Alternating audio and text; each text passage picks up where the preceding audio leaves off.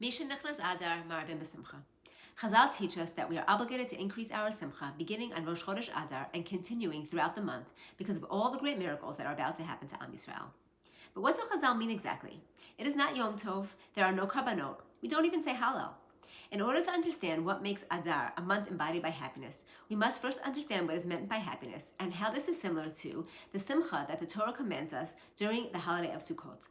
ושמחת בחגיך אתה ובנך ובתך ועבדך ואמתך והגר והיתום והאלמנה אשר בשעריך.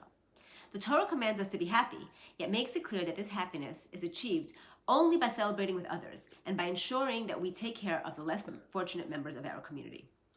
This concept of simcha is the essence of this month. In Megillat Esther, the Jews rejoice following the great victory. LaYehudim hayta ora v'simcha.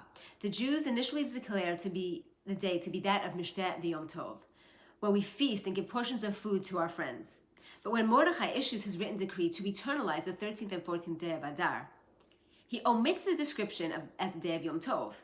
He instead adds on the commandment of Matanot Le'Avyonim, charity to the poor, almost as if this is a compensation for not declaring Purim as an official Yom Tov. According to the Gemara, the people were not prepared to take on prohibitions of malacha at that time, so it could not become an official Yom Tov. However, Mordechai still wanted to connect the Simcha of Purim to the Simcha of Yom Tov. He therefore retained the essence of Simchat Yom Tov by ensuring that the day would be all about giving to others, including others, and making sure that those around us were cared for. Just as the Simcha of Yom Tov is only achieved by sharing with others, Mordechai is teaching the Jewish people that the way to celebrate Yom Mishteh v'Simcha is explicitly linked to the actions of the day, the mitzvot hayom, being a community and taking care of each other.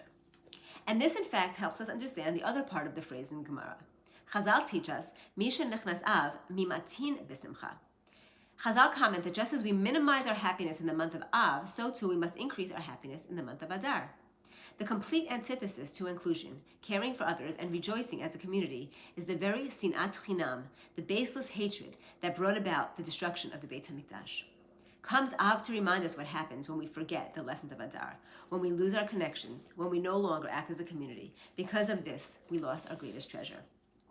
According to research, levity is one of the ways that people can change. And so, as we feast and drink and celebrate, the atmosphere of Purim becomes a medium of joyfulness and frivolity, levity and laughter, in which we take care of each other and strengthen our community bonds.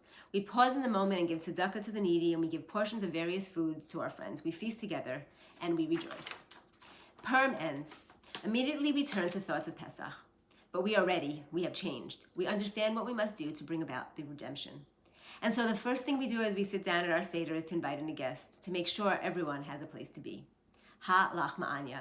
We ourselves are eating bread of a poor person, but we immediately invite anyone who needs a place. Hashem, we are ready. We know what it means to epitomize Ivdu et Hashem b'simcha.